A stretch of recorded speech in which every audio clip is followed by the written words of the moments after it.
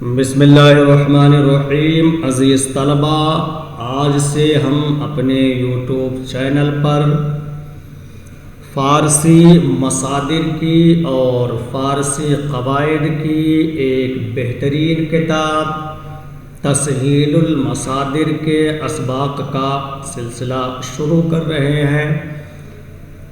جو طلبہ فارسی سے دلچسپی رکھتے ہوں، فارسی پڑھنے کا شوق رکھتے ہوں، وہ اس کتاب کے اسباق کو ترتیب وار ضرور دیکھیں، اس لیے کہ اس کتاب کے پڑھنے سے یقیناً پڑھنے والوں کے لیے فارسی زبان بہت ہی آسان ہو جائے گی۔ کتاب کا نام ہے تسہیل المصادر۔ تسہیل المصادر میں دو لفظ ہیں، پہلا تسہیل جس کا معنی ہے آسان کرنا، اور المصادر یہ جمع ہے مصدر کی، یعنی مصدروں کو آسان کرنا۔ گویا کہ یہ کتاب طلباء کے لیے فارسی مصادر کو آسان کرنے والی ہے۔ جو طالب علم اس کتاب کو پڑھ لے اور پڑھ کر کے سمجھ لے اور سمجھنے کے بعد اس کو اپنے ذہن میں بٹھا لے، اس کے مضامین کو ذہن نشین کر لے، تو یقیناً اس طالب علم کے لیے فارسی زبان اور فارسی زبان کے مصادر بہت ہی آسان ہو جائیں گے۔ کتاب کے مصنف کا نام ہے حضرت مفتی عبدالرشید خان فتح پوری رحمہ اللہ تعالی علیہ، اور یہ کتاب چھپی ہے مجلس برکات جامعہ اشرفیہ مبارک پور اعظم گڑھ سے۔ یہاں دیکھیے حالات مصنف صفحہ نمبر 2 سے شروع ہے اور صفحہ نمبر 7 تک، یعنی صفحہ 2 سے لے کر صفحہ 7 تک مصنف کے تفصیلی حالات اور آپ کی زندگی سے تعلق رکھنے والے قیمتی واقعات کو بیان کیا گیا ہے، اور یہ مضمون لکھا ہے الجامعۃ الاشرفیہ مبارک پور کے ایک طالب علم محمد جہانگیر ناگپوری نے، جو جس وقت انہوں نے یہ مضمون لکھا درجہ خامسہ کے طالب علم تھے۔ اس کتاب کے اندر یہاں آپ دیکھیں صفحہ نمبر 6 پر یہ بات بیان کی گئی ہے کہ مصنف علیہ الرحمہ کی ایک دوسری کتاب تسہیل القرآن بھی ہے، اور تسہیل القرآن یہ کتاب ناظرہ کی درستگی کے لیے ایک بنیادی کتاب ہے جو مصنف علیہ الرحمہ کے ذریعہ لکھی گئی، اور اس کے نام میں بھی تسہیل المصادر کی طرح پہلا لفظ تسہیل ہی کا ہے، یعنی وہ کتاب قرآن کو آسان کرنے والی ہے، یعنی جو اس کتاب کو پڑھ لے، قرآن کا پڑھنا اس طالب علم کے لیے آسان ہو جائے گا۔ اور صفحہ نمبر 8 سے یہ کتاب باضابطہ طور پر شروع ہو رہی ہے، تو اب آئیے ہم بھی اس کتاب کو باضابطہ طور پر شروع کرتے ہیں۔ بسم اللہ الرحمن الرحیم۔ نحمدہ ونصلی علی رسولہ الکریم۔ اصطلاحات یہ جمع ہے اصطلاح کی، اور اصطلاح کہا جاتا ہے کہ چند مخصوص افراد کا کسی چیز پر اتفاق کر لینا۔ تو جو لوگ کسی چیز پر اتفاق کر لیں وہ چیز ان لوگوں کی اصطلاح کہلائے گی۔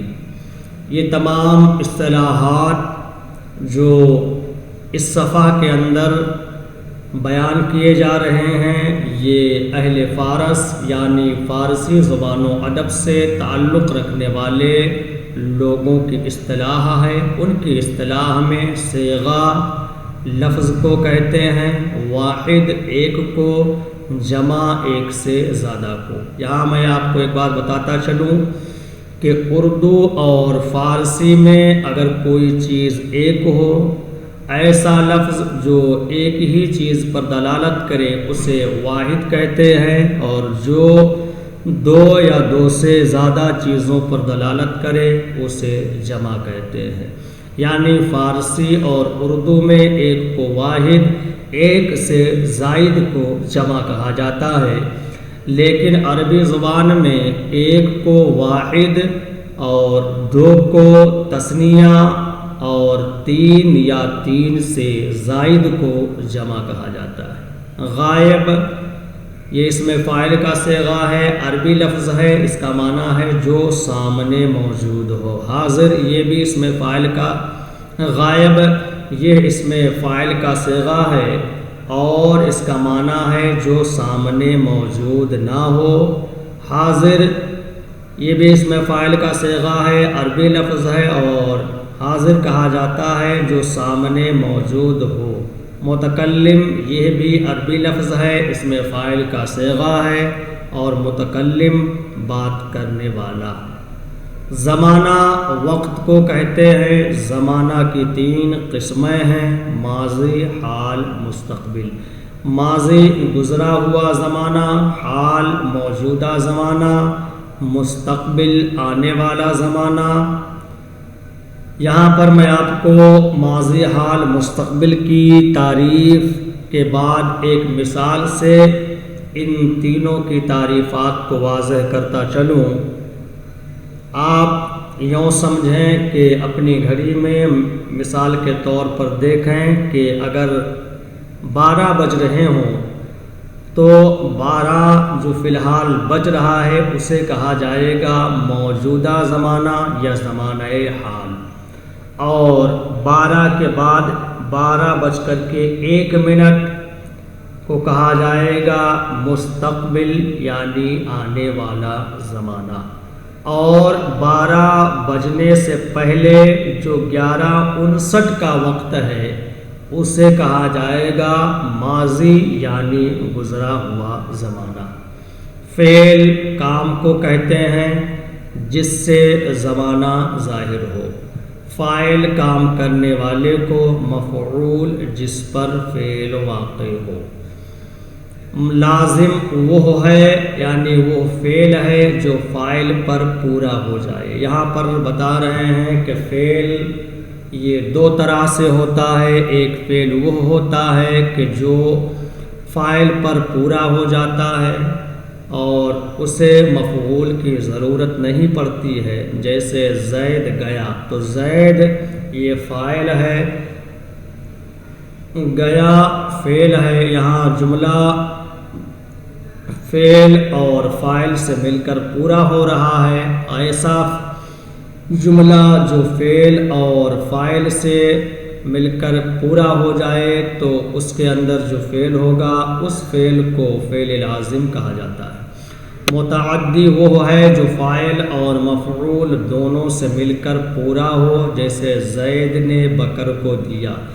یہاں دیکھیے زید یہ فاعل ہے، نے فاعل کی علامت ہے، بکر مفعول ہے، کو مفعول کی علامت ہے، اور دیا یہ فعل ہے، اور یہ فعل متعدی ہے اس لیے کہ یہ فاعل اور مفعول دونوں سے مل کر پورا ہوتا ہے۔ گیا یہ فعل لازم ہے اس لیے کہ یہ صرف فاعل پر پورا ہو جا رہا ہے۔